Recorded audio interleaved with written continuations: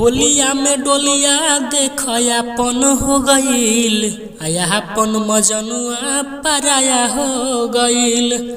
हाँ हाँ होलिया में डोलिया देखयापन हो गईल, आयापन मजनुआ पराया हो गईल। दोस्तों ये होली सेट सॉन्ग है, लड़का लड़की का लव मैटर है। तो लड़का कैसे बोल रहा है आप लोगों को मुखड़ा में रिकॉर्डिंग करके सुना रहे हैं। जहाँ से 2 बार है वहाँ से 2 बार गाना है। तुहार होलिया में लागी हरदिया हो, हम सह नहीं पाइब दरदिया हो। तुहार होलिया में लागी हरदिया हो, हम सह नहीं पाइब दरदिया हो। अब प्यार वाला सपना सब चूर हो गईल, अब प्यार वाला सपना सब चूर हो गईल। होलिया में डोलिया देखयापन हो गईल, आयापन मजनुआ पराया हो गईल। हाँ हाँ होलिया में डोलिया देखयापन हो गईल, आयापन मजनुआ पराया हो गईल। दोस्तों अगर ये मुखड़ा अच्छा लगा तो वीडियो को लाइक और चैनल को सब्सक्राइब करना ना भूलें।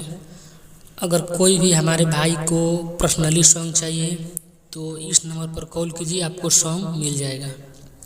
तो चलिए फ्रेंड्स, आप सबको फर्स्ट अंतरा रिकॉर्डिंग करके सुना रहे हैं। जहाँ से 2 बार है वहाँ से 2 बार गाना है। छोड़ के फागुन में जातहरु ससुरावा, रंगवा के बदला सोना दे दे तू मोहरावा।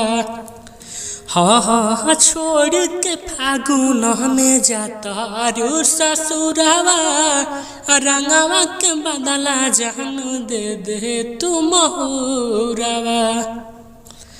तुहरा यादवा से कौन कसूर हो गईल, तुहरा यादवा से कौन कसूर हो गईल। होलिया में डोलिया बयापन हो गईल, आयापन मजनुआ पराया हो गईल। हाँ हाँ होलिया में डोलिया बयापन हो गईल, आयापन मजनुआ पराया हो गईल। फ्रेंड्स आप लोगों को अगर फर्स्ट अंतरा अच्छा लगा तो कमेंट बॉक्स में कमेंट जरूर करें। तो चलिए आप लोगों को सेकेंड अंतरा रिकॉर्डिंग करके सुना रहे हैं। पियवे से लाल गुलाल लगवाइबू, आयो जय के नाम से मेहंदी रचाइबू। हाँ हाँ पियवे से लाल गुलाल लगवाइबू, आयो जय के नाम से मेहंदी रचाइबू। अब तो ब्रिटेन के नजारी से दूर हो गईल, अब तो ब्रिटेन के नजारी से दूर हो गईल।